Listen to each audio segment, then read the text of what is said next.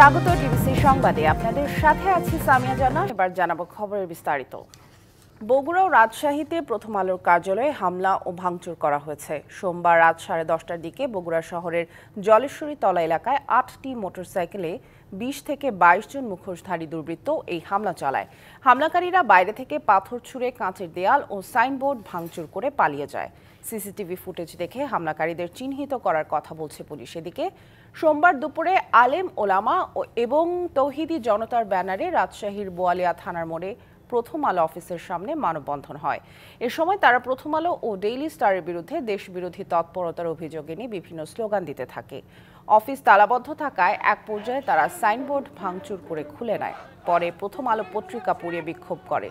এসব হামলার ঘটনায় তথ্য উপদেষ্টা নাহিদ ইসলাম বলেন, গণমাধ্যমে হামলা ও বন্ধের চাপ সহ্য করা হবে না। পত্রিকা অফিসে ভাঙচুর করা, সেটা পত্রিকা বন্ধের জন্য চাপ প্রয়োগ করা, সেটা আমরা সমর্থন করি না এবং এটা আমরা এই ধরনের ঘটনা পরবর্তীতে ঘটলে এটা টলারেট করা হবে না। ভাঙচুরের ঘটনায় যারা জড়িত তাদের বিরুদ্ধে অবশ্যই আইনগত ব্যবস্থা নেওয়া হবে। যশোর সন্ত্রাসী হামলায় পণ্ড বাউল গানের আসর, অভিযোগের তীর যুবদল ছাত্রদলের নেতাকর্মীদের বিরুদ্ধে। সোমবার বিকেলে মনিরামপুর উপজেলার শ্যামপুর ইউনিয়নের পাড়দিয়া গ্রামের এই অনুষ্ঠানে হামলা চালায় স্থানীয় যুবদল ও ছাত্রদলের 3 জন নেতাকর্মী। ঘটনার পর থেকে ভুক্তভোগী পরিবার সহ সাধু সংঘে আসা বাউল শিল্পীদের মাঝে আতঙ্ক বিরাজ করছে। মন্টু ফকিরের অভিযোগ, রবিবার বিএনপি নেতা ফারুক হোসেন তাকে সাধু সংঘ বন্ধ করতে বলেন। তিনি অনুষ্ঠান বন্ধ করতে অপারগতা জানালে সোমবার প্রথমে যুবদল নেতা গিয়ে হুমকি দেয়। পরে ইউনিয়ন ছাত্রদলের সহ সভাপতি শামীম খাঁ, জগন্নাথ সহ 3 জন তার বাড়িতে চড়াও হন। এক পর্যায়ে তারা মন্টু ফকিরের আখড়াতে হামলা চালান। ভাঙচুর করা হয় চেয়ার, হাঁড়ি পাতিল, ছিঁড়ে ফেলা হয় শামিয়ানা। এ সময় কয়েক হাজার টাকা লুট করে নিয়ে যায় তারা। হঠাৎ করে আসে যুবনেতা, ওনার নাম হচ্ছে হজরত আলী। এই বাড়ি কোনো রান্না বাড়া হবে না। 15টার দিকে শামীম, তার সহকারী মোটরসাইকেল 2 জন জুনিয়র ছিল, একটা নাম জগ, মোটে দানি কপ কাপ শুরু করে দিয়েছে। এই বাড়ি ঘরে হামলা হয়েছে, বাড়ি ঘর ভাঙচুর করেছে। যে আশ্রমে সাধুগুরুরা থাকে সেই ঘরটা ভাঙচুর করেছে। এই অনুষ্ঠানটা যারা পণ্ড করতে চেয়েছে তাদের একটা বিচার হোক। বিভিন্ন শিক্ষা প্রতিষ্ঠানের মধ্যে আন্তঃপ্রাতিষ্ঠানিক সংঘর্ষ নিরসনের লক্ষ্যে আজ থেকে জাতীয় ছাত্র সংহতি সপ্তাহ পালনের ঘোষণা দিয়েছে বৈষম্য বিরোধী ছাত্র আন্দোলন। শিক্ষা প্রতিষ্ঠান সহ নানা শ্রেণী পেশার মানুষের চলমান আন্দোলনের সময়ে করণীয় ঠিক করতে ডাকা বৈঠকে অংশ নেয় ফ্যাসিবাদ বিরোধী আন্দোলনে অংশ নেওয়া বিভিন্ন ছাত্র সংগঠনের প্রতিনিধিরা। ছাত্রদল, ছাত্র শিবির, ছাত্র সমাজ, জাসদ ছাত্রলীগ, কওমি ছাত্র ফোরাম সহ 19টি সংগঠনের কর্মীরা বৈঠকে অংশ নেন। এ সময় শিক্ষা প্রতিষ্ঠানে বিশৃঙ্খলা ও রাষ্ট্রীয় সম্পদ ধ্বংস না করার আহ্বান জানান বৈষম্য বিরোধী ছাত্র আন্দোলনের আহ্বায়ক হাসনাত আব্দুল্লাহ।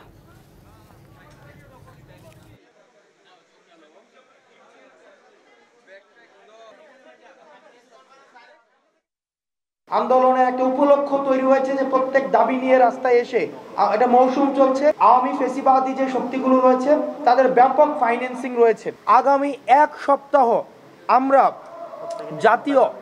জাতীয় ছাত্র সংহতি সপ্তাহ ঘোষণা করছি। আমাদের যে ঐক্যবদ্ধ থাকার কোনো বিকল্প নেই সেই বার্তাটি পৌঁছানোর জন্য এবং প্রাতিষ্ঠানিক মেলবন্ধন আমাদের সুদৃঢ় করার জন্য আমাদের এই কর্মসূচিটি ঘোষণা করা হয়েছে। বাংলাদেশ সম্মিলিত সনাতনী জাগরণ জোটের মুখপাত্র চিন্ময় কৃষ্ণ দাসকে গ্রেপ্তারের প্রতিবাদে রাজধানী সহ দেশের বিভিন্ন স্থানে বিক্ষোভ করছেন সনাতন ধর্মাবলম্বীরা। বিকালে ঢাকা থেকে চট্টগ্রামে যাওয়ার পথে হযরত শাহজালাল আন্তর্জাতিক বিমানবন্দর থেকে তাকে গ্রেপ্তার করে গোয়েন্দা পুলিশ। সম্প্রতি চট্টগ্রামে এক অনুষ্ঠানে জাতীয় পতাকা অবমাননার অভিযোগে সম্মিলিত সনাতনী জাগরণ জোটের মুখপাত্র চিন্ময় কৃষ্ণ দাসের বিরুদ্ধে মামলা হয়। সোমবার ঢাকার হযরত শাহজালাল আন্তর্জাতিক বিমানবন্দর থেকে তাকে গ্রেফতার করে গোয়েন্দা পুলিশ। এই খবরে ডিবি কার্যালয়ের সামনে জড়ো হয়ে প্রতিবাদ জানায় সনাতন ধর্মাবলম্বীরা। এখন এখানে লক্ষ লক্ষ জনতা ছিল, তো সেই লক্ষ লক্ষ থেকে যদি কেউ কোনো দুষ্কৃতি করেও থাকে সেই দুষ্কৃতি তো তার উপরে সে চাপতে পারে না। আমরা সংখ্যালঘু সম্প্রদায়ের আওয়াজ হয়ে রাজপথে নেমেছি। আমরা এখানে লিডারশিপের জন্য রাজপথে নামি এবং আমরা এখনো পর্যন্ত জানতে পারিনি তার বিরুদ্ধে কি সুনির্দিষ্ট অভিযোগ রয়েছে। অবিলম্বে চিন্ময় কৃষ্ণ প্রভুর মুক্তি, বিনা শর্তে মুক্তি এবং আজকে শাহবাগে যারা হামলা করেছে তাদের বিরুদ্ধে আইনি পদক্ষেপ দ্রুতভাবে যাতে গ্রহণ করা হয়। চিন্ময় কৃষ্ণ দাসকে গ্রেফতারের প্রতিবাদে চট্টগ্রাম সহ দেশের বিভিন্ন জেলায়ও বিক্ষোভ হয়েছে। চট্টগ্রাম নগরীর জামাল খানের চেরাগি মোড়ে বিক্ষোভ মিছিলে অংশ নেয় সনাতন ধর্মাবলম্বীরা। বন্ধ হয়ে যায় সব ধরনের যান চলাচল। এ সময় সতর্ক অবস্থান নেয় আইন শৃঙ্খলা বাহিনীর সদস্যরা। একই দাবিতে নারায়ণগঞ্জ শহরেও সড়ক অবরোধ করে বিক্ষোভ মিছিল হয়েছে। এছাড়াও মৌলভীবাজার, লালমনিরহাট ও নাটোরেও বিক্ষোভ মিছিল হয়। Farhana Juthi, DBC news, Dhaka. নতুন বই ছাপানোর শুরুতেই ধরা পড়েছে অনিয়ম। আনন্দ প্রিন্টার্সের ছাপানো প্রাথমিকের বইয়ে ত্রুটি ধরা পড়ায় এই ছাপাখানার 10,000 বই জব্দ করেছে জাতীয় শিক্ষাক্রম ও পাঠ্যপুস্তক বোর্ড এনসিটিবি। আওয়ামী লীগের সাবেক এক প্রভাবশালী মন্ত্রীর স্বজনের এই ছাপাখানার এই ঘটনা কি শুধুই অনিয়ম নাকি রাজনৈতিক, তাও খুঁজছে এনসিটিবি। এদিকে অভিযুক্ত প্রিন্টার্সের কার্যালয়ে গেলেও ব্যস্ততার অজুহাত দিয়ে কথা না বলে সটকে যান মালিক। নতুন বছরের শুরুতেই শিক্ষার্থীদের হাতে বই তুলে দেওয়ার পাশাপাশি এবার বইয়ের মানের উপরও জোর দিয়েছে সরকার। সব দিক নিশ্চিত করে এরই মধ্যে প্রাথমিকের বইয়ের ছাপার কাজ শুরু হয়েছে। তবে শুরুতেই ধরা পড়েছে অনিয়ম। আনন্দ প্রিন্টার্সে প্রাথমিকের ছাপানো বইয়ে পাওয়া গেছে অনিয়ম ও ত্রুটি। সম্প্রতি এই প্রিন্টার্সের 10,000 কপি বই জব্দ করেছে এনসিটিবি। শর্ত ছিল, স্পেসিফিকেশন ছিল, তার থেকে সেই শর্ত ভঙ্গ করে তারা বই ছাপছিল। বিশেষ করে বাধাইয়ের মান খুবই খারাপ ছিল। সেই কারণে কাগজের উজ্জ্বলতা নিয়েও তারা প্রশ্ন করেছে, তবে সেটা পরীক্ষাগারে পাঠানোর জন্য তারা রিপোর্ট দিয়েছে। তো বইয়ের বাধাই যদি খারাপ হয়ে যায় তাহলে তো শুরুতেই একটা সমস্যা হয়ে গেল।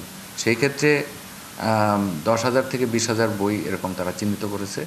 এনসিটিবি বলছে বিষয়টি শুধুই অনিয়ম দুর্নীতি নাকি রাজনৈতিক যোগসূত্র রয়েছে তাও খতিয়ে দেখছে তারা।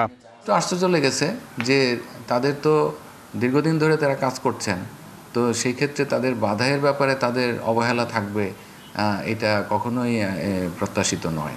তাকে আমরা সতর্ক করে দেওয়ার পরেও যদি এ ধরনের ঘটনা ঘটতে থাকে তাহলে অবশ্যই আমরা ব্যবস্থা গ্রহণ করব। অন্য কিছু আছে কিনা গোয়েন্দা সংস্থা আছে, তারা এটা তাদের রিপোর্টে আশা করি আমার মনে হয় সে ধরনের কোনো বিষয় থাকলে অবশ্যই উঠে আসবে।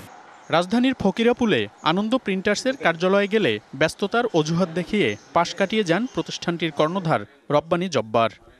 বই তো ওরা দেখতেছে, এটাই এনসিটিভির কাছ থেকে নাকি, তাই আমি কোনো কথাই বলতে চাই। আমার টিম এনসিটিভির কাছে আছে, প্লিজ আমি আপনার সাথে যোগাযোগ করেন। বইয়ের মান নিয়ন্ত্রণে প্রিন্টার্সগুলোতে আরও কঠোর নজরদারির কথা বলছে এনসিটিবি। মনিরুল সোহাগ, ডিবিসি নিউজ, ঢাকা। জানুয়ারির দ্বিতীয় সপ্তাহেই রেল চলাচল শুরু হবে যমুনা নদীর উপর নির্মিত দেশের সবচেয়ে লম্বা স্বতন্ত্র রেল সেতুতে। এর মধ্যেই মূল সেতু নির্মাণ কাজ 2 প্রান্তের সংযোগ স্থাপন সম্পন্ন হয়েছে। 2 প্রান্তে অত্যাধুনিক 2টি স্টেশনের নির্মাণ কাজও প্রায় শেষ। যমুনা নদীর বুকে সিরাজগঞ্জ ও টাঙ্গাইল প্রান্তে সবচেয়ে লম্বা স্বতন্ত্র রেল সেতু নির্মাণে ব্যস্ত দেশি বিদেশি প্রকৌশলী ও শ্রমিকরা। 50টি পিয়ারের উপর স্থাপিত হয়েছে অত্যাধুনিক প্রযুক্তির ওয়েদার স্টিলের 49টি স্প্যান। ডুয়েল গেজ ডাবল ট্র্যাকের সেতুটি চালু হলে একসাথে 2টি ট্রেন চলবে 100 থেকে 120 কিলোমিটার গতিতে। সেতুর মূল কাঠামো ও 2 পাশের সংযোগ লাইন স্থাপন শেষ হয়েছে। টাঙ্গাইল ও সিরাজগঞ্জ অংশে সেতুর পূর্ব ও পশ্চিমে নির্মিত হচ্ছে আধুনিক সুযোগ সুবিধা সম্বলিত 2টি স্টেশন।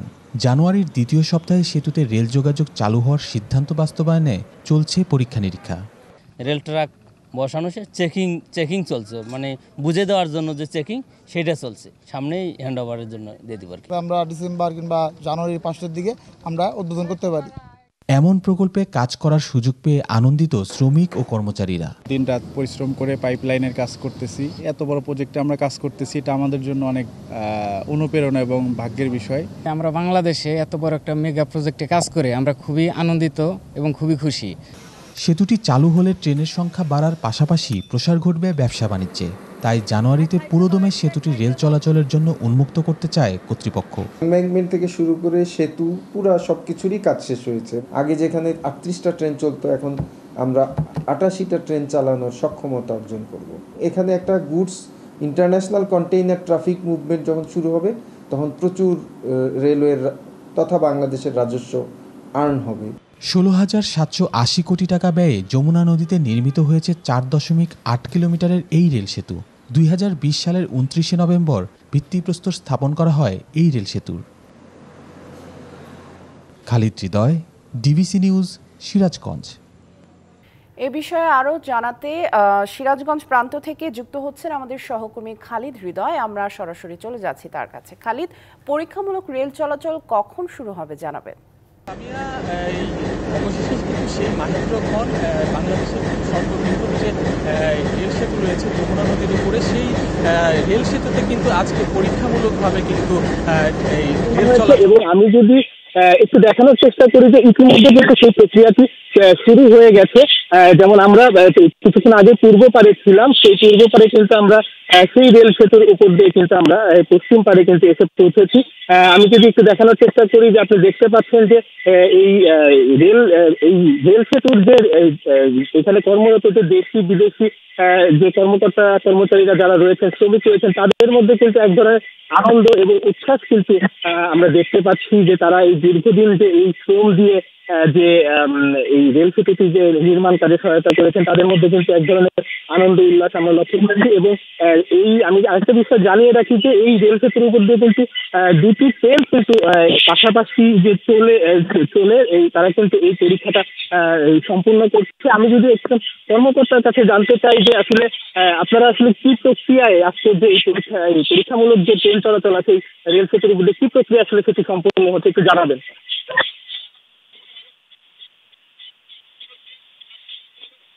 বলে আমাদের হচ্ছে 7 বছরের দীর্ঘ প্রচেষ্টার ফল, যা আজকে আমরা উদ্বোধন করে আমরা ব্রিজটাতে রান করতেছি। এটা মানে একটা অনুভূতি ভাষা প্রকাশ করার মতো না। দেখেন আমাদের ইঞ্জিনিয়ার সবাই আমরা এখানে এসে গেছি যে আমরা পুরো ব্রিজটাকে একটা রাউন্ড দেবো আর কি, এটাই।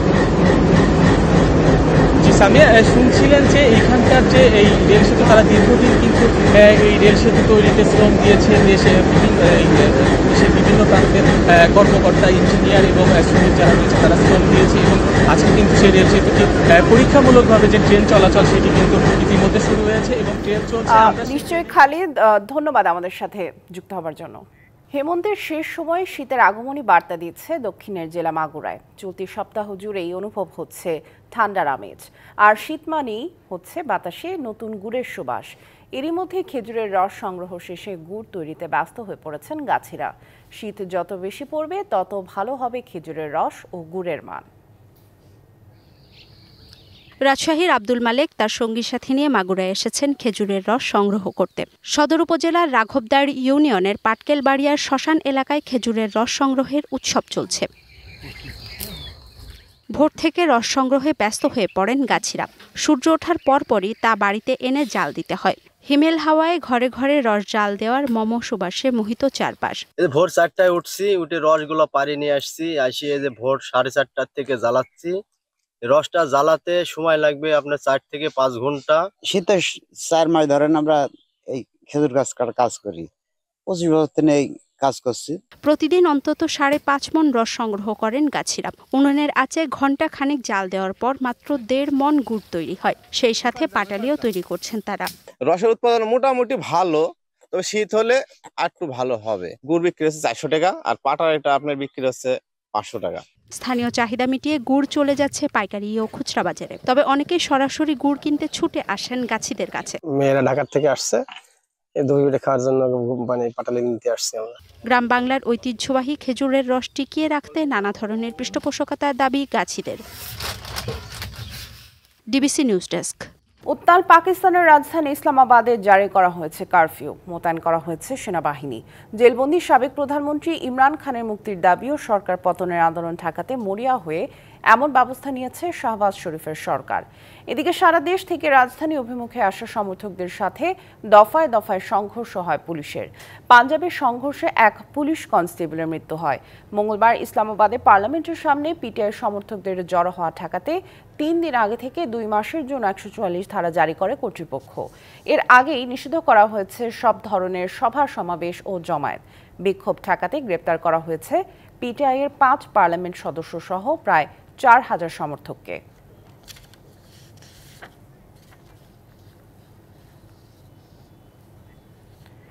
শীতকালীন ঝড় বার্টের প্রভাবে তুষারপাত, ভূমিধস ও বন্যায় বিপর্যস্ত যুক্তরাজ্য। এতে এ পর্যন্ত মৃত্যু হয়েছে 5 জনের। ওয়েলস ও উত্তর আয়ারল্যান্ডে প্লাবিত হয়েছে কয়েকশো ঘরবাড়ি। প্রতিকূল আবহাওয়ায় বিলম্ব হয় ফ্লাইট ও ট্রেন চলাচল। ঝড়ের কবলে যান চলাচলে বিঘ্ন ঘটেছে লন্ডনে। যাত্রী আটকা পড়েন স্টেশনগুলোতে। একদিকে বৃষ্টিতে সৃষ্ট বন্যা, অন্যদিকে তীব্র তুষারপাতে কাবু যুক্তরাজ্য। হিমশীতে তুষারের মধ্যে বৃষ্টি যেন ভোগান্তি কয়েকগুণ বাড়ালো ব্রিটিশদের। ইংল্যান্ড, স্কটল্যান্ড এবং ওয়েলসে শতাধিক জায়গায় বন্যা সতর্কতা জারি করা হয়েছে। উত্তর ওয়েলসে ভূমিধসের সঙ্গে পন্টিপ্রিড, AW ভ্যালে এবং অ্যাবারডেয়ার সহ ওয়েলস জুড়ে শহরগুলোতে বাড়ছে বন্যার পানি। ভ্রমণ ডেটা সাইট ফ্লাইট ইয়ারের তথ্য অনুসারে লন্ডন সিটি বিমানবন্দরে বাতিল করা হয়েছে বহু ফ্লাইট। গ্যাটউইক বিমানবন্দর এবং বার্মিংহাম বিমানবন্দরেও প্রতিকূল আবহাওয়ায় বিলম্ব হয় ফ্লাইট। আর তুষারপাতে অনুপযোগী হয়ে পড়েছে নিউক্যাসেলের রানওয়ে, ব্যাহত ট্রেন চলাচলও। ইংল্যান্ডের প্রধান সড়কগুলোতে জমে গেছে বরফের স্তর। এতে বাধাগ্রস্ত হচ্ছে যানবাহন চলাচল। দুর্ঘটনা এড়াতে ধীরগতিতে চলাচল করছে গাড়ি। রাস্তা থেকে তুষার সরাতে ব্যবহার করা হচ্ছে স্লোপাও নামে বিশেষ ধরনের যান। উত্তর আয়ারল্যান্ডে তুষারঝড়ের কারণে বিদ্যুৎ বিচ্ছিন্ন হয়ে পড়েছে হাজারো ঘরবাড়ি ও ব্যবসা প্রতিষ্ঠান। এ পরিস্থিতিকে বহুমুখী বিপর্যয়ে অভিহিত করে বাসিন্দাদের সতর্ক থাকার পরামর্শ দিয়েছে আবহাওয়া অফিস। মিনা ফেরদাউস, ডিবিসি নিউজ ডেস্ক। সংবাদ এই ছিল এখনকার মতো। ডিবিসি নিউজের সংবাদগুলো পড়তে ভিজিট করুন dbcnews.tv আর ভিজিট করুন ডিবিসি নিউজের ফেসবুক পেজ এবং ইউটিউব চ্যানেল। সাথেই থাকুন।